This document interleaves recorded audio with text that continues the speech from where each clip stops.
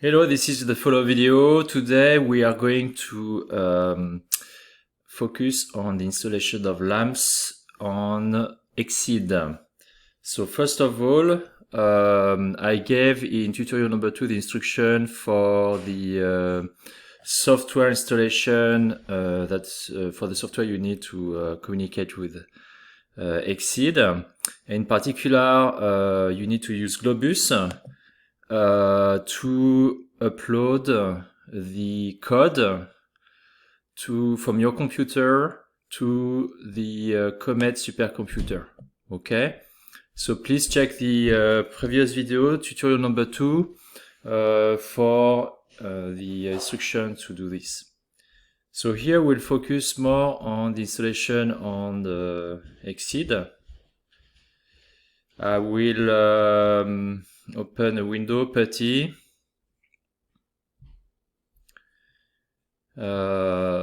Something I wanted to show you that's convenient. So you may notice that usually the font size is small on the Windows. It's hard to read. And so something you can do before you log in is you can change the appearance and the font size on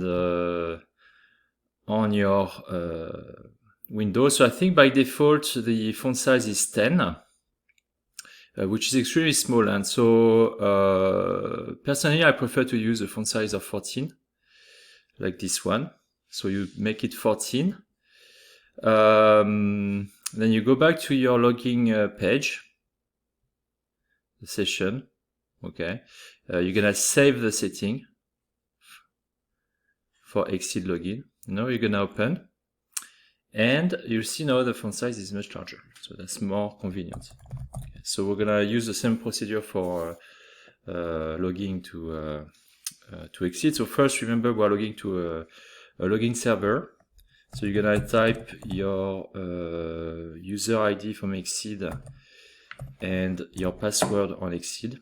Then it's a two-step process. If you have enrolled on Duo, you are sending to your cell phone a request to approve. There you go. So we're on the login.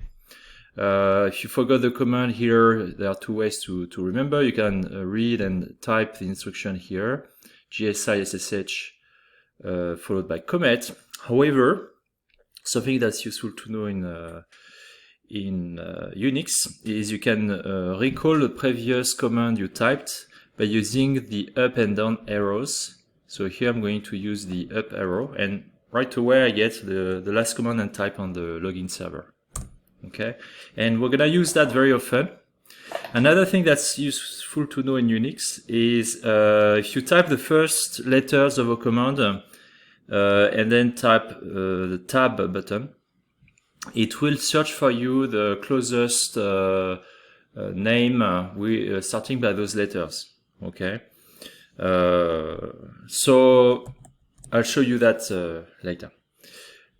So here we are going to do the installation. So what I did is I have already uploaded the latest stable version of LAMPS, which I think is that of March 3rd, 2020 on Comet.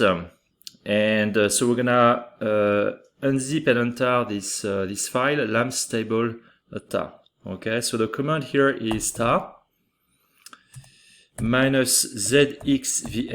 This when you have a compressed file. So sometimes it's not compressed, which may be the case here. So we'll see if we have an error message. And X means you are untarring the file. So you're expanding the file into folders and so on. Okay. And then, so here's an example of how you can use the tab. I'm gonna just tap LA because I know the file start by lamps, and then I'm going to type tab, and it's finding the closest file. So it seems that I have two versions here. So you tap S, and then it finds the rest here. Okay, so I make use of this very often when I program with the lamps. All right, you press enter. Okay, and it tells you that it's not specified properly. Okay, so what I'm gonna do, I'm gonna retype the same without the Z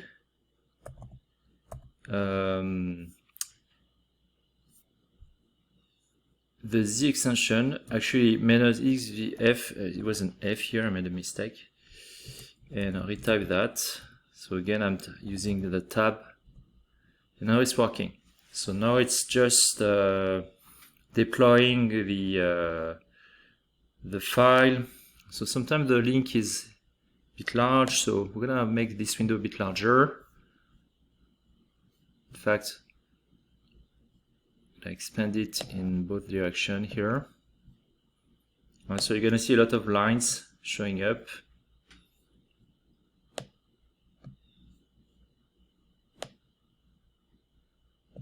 Okay. And so what's nice with this is it always gives you create a folder with the date of the version you're installing. Okay, so it's always good to know because they keep LAMPS, they keep updating the website. Okay. All right. So now we have a folder. So I'm gonna go in this folder by typing cd LAMPS third. Okay. And by the way, so another thing before we go into the folder, I wanted to show you I created a text file which I call script make package commit. All right. And so how did I make this? I use a Unix editor which is called VI. So VI is not the most friendly editor for Unix. So I highly recommend that you follow the instruction that you can find on how to use VI editor online.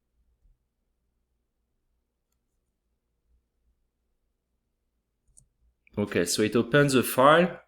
So I'm making a file here, which is empty.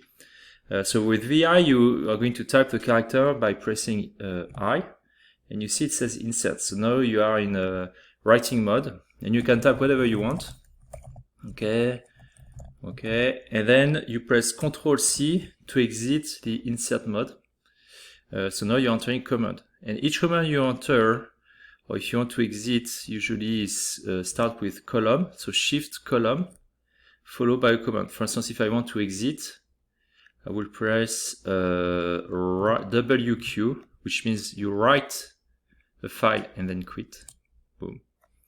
And if I go here, you'll see I created this script make dummy. All right, so what I did earlier to save time, I created a file that we're gonna use for the installation. And it's very simple. It's a make file. So make is a series of commands that in C plus language or C that enables you to compile and link the libraries to your software. So it's very important usually to recompile when you change system. You do just the compilation once, but that compilation will be specifically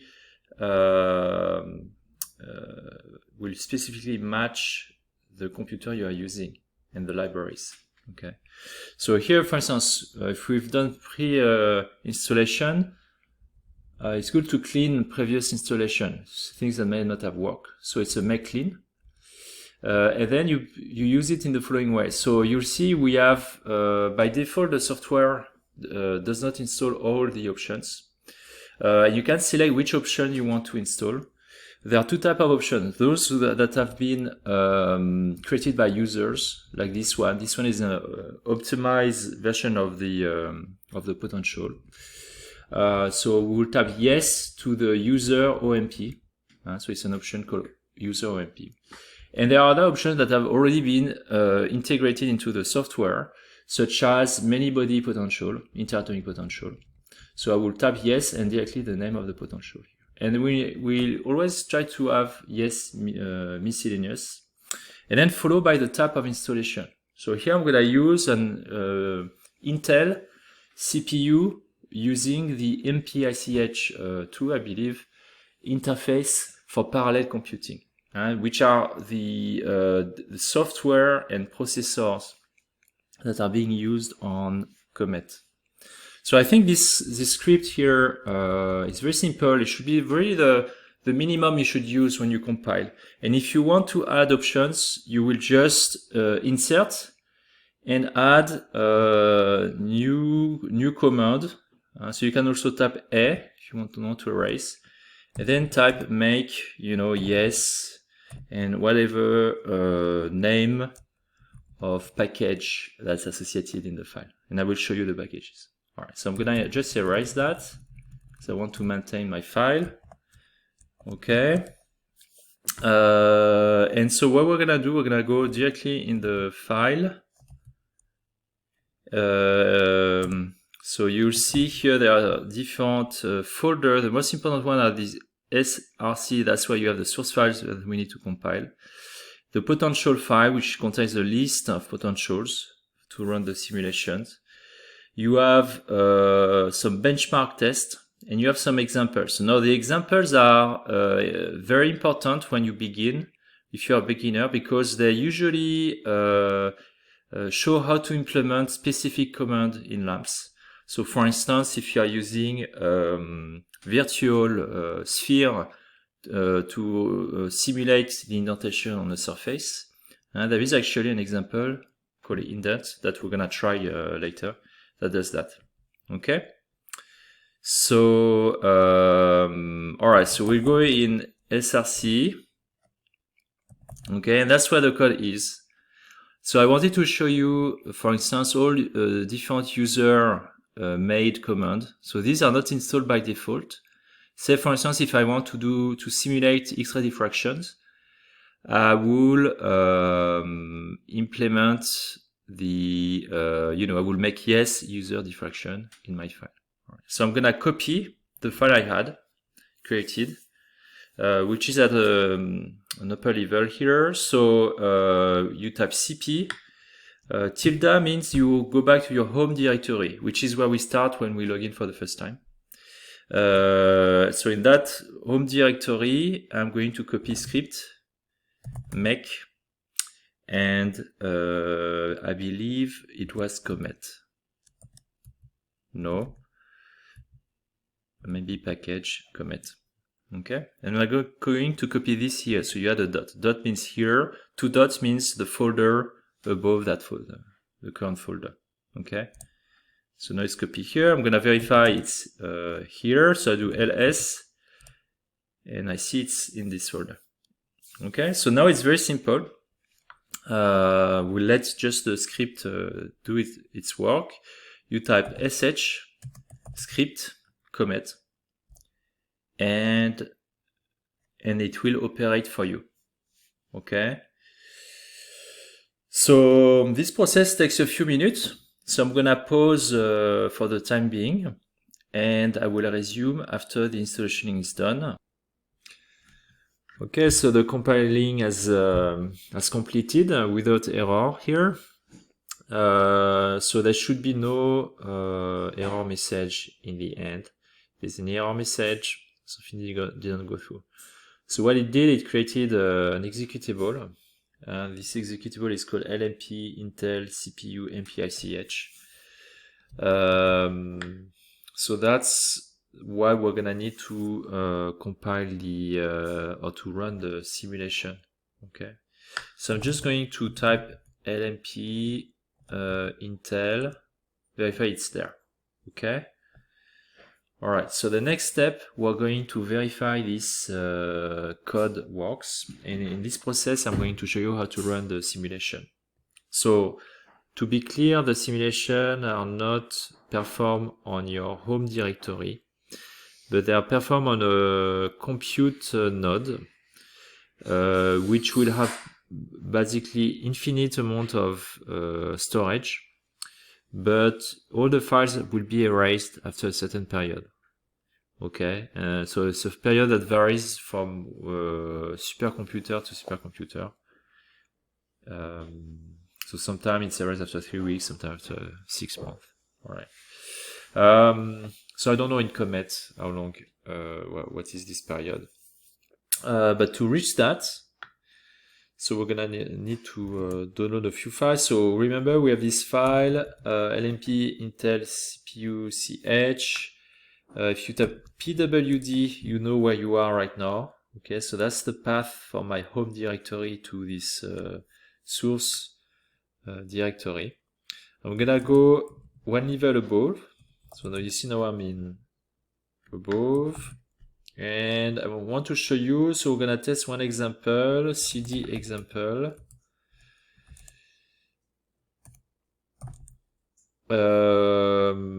We can start the indent, for instance, and we can try any of them. Okay, and so what it contains is the input file that is needed to run with lamps, and the result that we are supposed to find.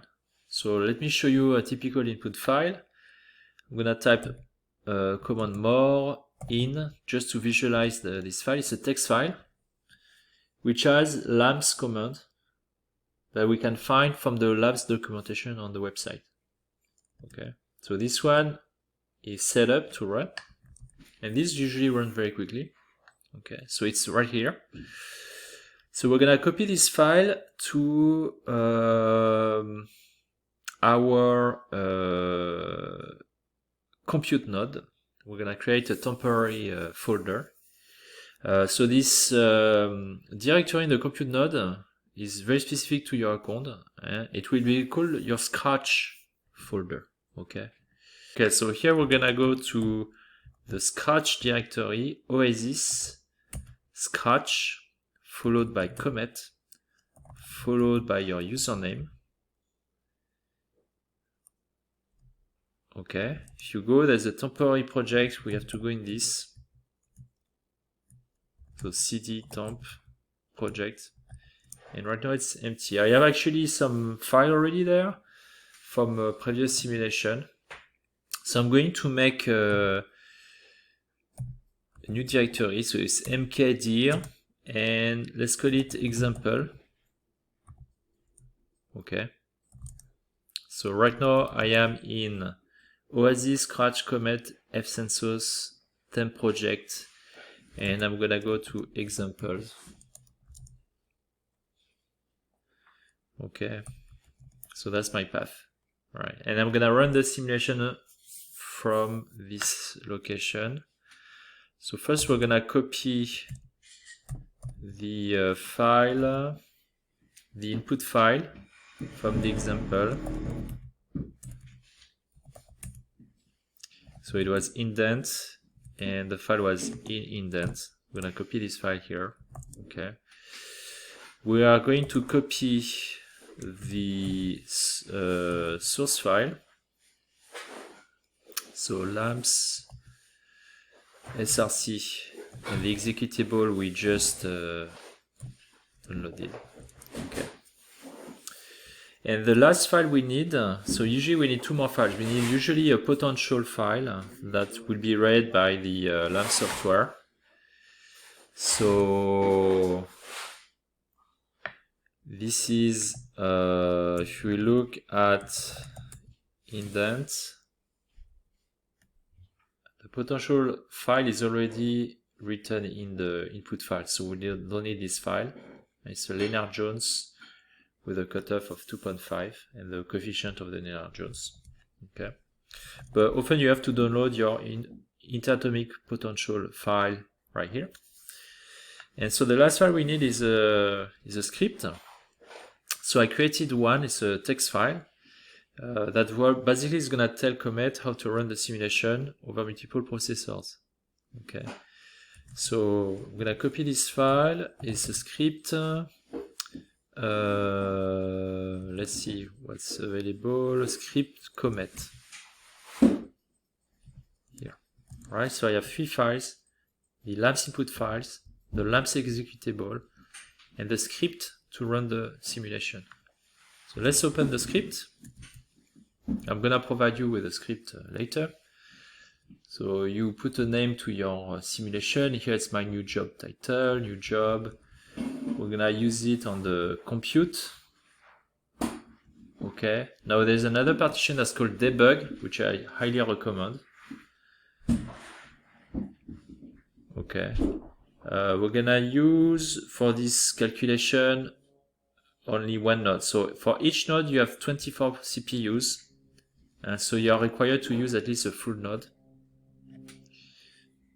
Okay, so I press A. I'm gonna use one node with 24 processors, so this doesn't change, for an hour. This is our account here. Here you're gonna put your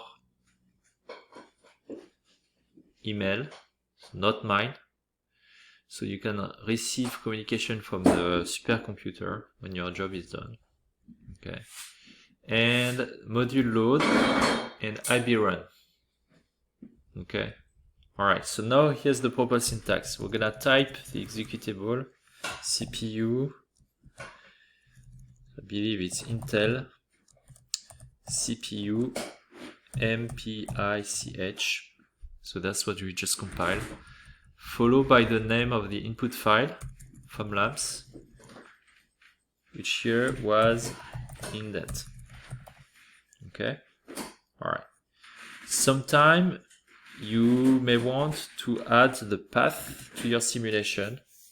That avoids some problems, which I'm gonna do here. So what is the path? I'm gonna exit.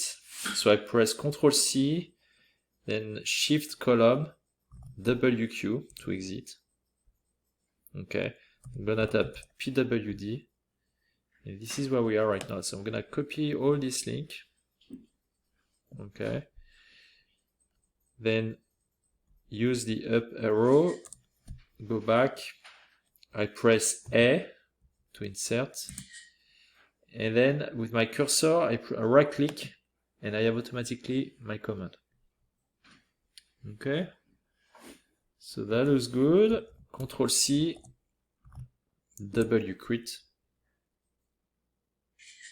Okay, and we are ready to run this simulation. Alright, so next step, we're gonna run the script.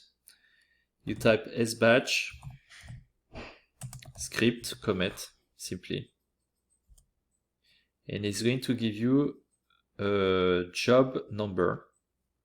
Okay, now I'm gonna verify this is run. So if you type SQ, it's gonna show all the job being run on commit. So it should be a long list. So of course I can't see really where my simulation is, because we have too many jobs at the same time. So I'm gonna do SQ minus U and my username, and it should show my simulation. So right now it doesn't show anything.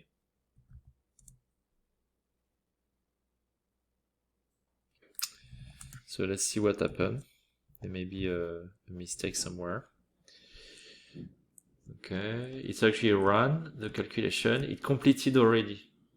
Okay. Indeed, this is a very quick simulation. 24 processors.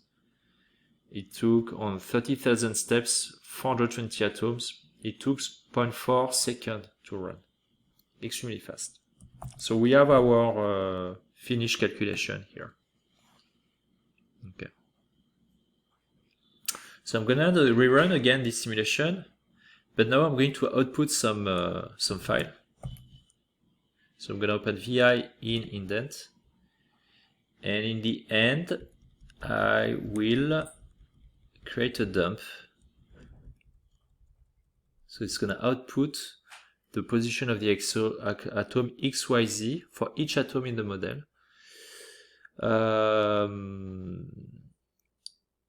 And we do that every 250 steps. Okay, so I'm going to do insert and remove the hashtag, and press Ctrl C to go back to standard mode. So 250, that is a bit, so over 30,000 steps, so one file over 250. So that's more than 100 files here, I believe. Okay. So maybe just in the interest of time, I'm going to say we're gonna output every 1000 step. So I will output 35. Okay, 30, not 35, but 30 snapshots. All right, do that. Okay, I'm gonna use the up arrows to rerun my calculation. Okay, very quickly, I'm gonna look at SQ minus U, fsensors. Yeah, and we see my job is pending.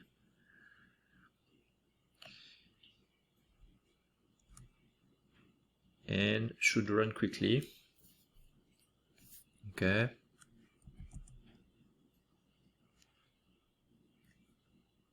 It went very fast the first time. So I hope it goes as fast this time. Now it's running, status R. And I believe, yeah, I think it's gonna be done soon. There you go. All right. To do so in Comet, we are opening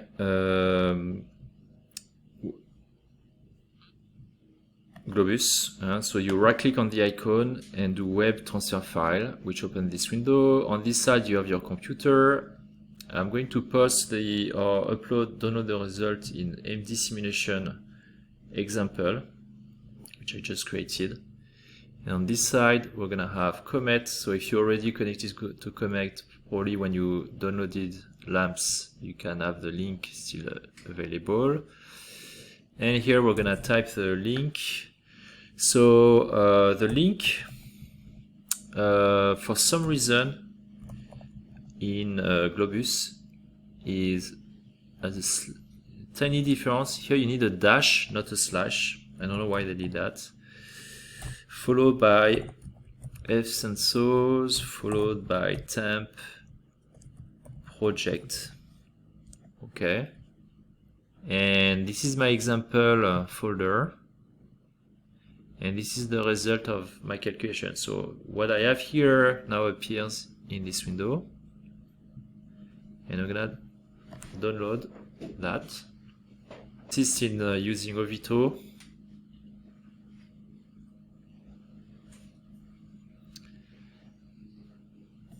And I will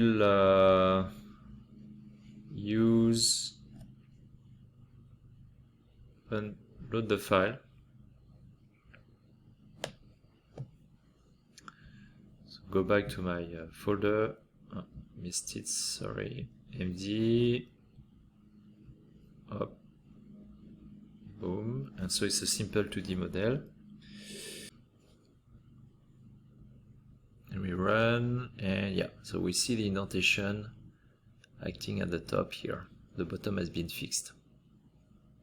Okay, so the simulation has worked well. Okay, so that's it. So that's at least the first step, showing that your calculation has run successfully. And in the next video, I will provide detail on how to perform the simulation on the Cori supercomputers of the NE RSC.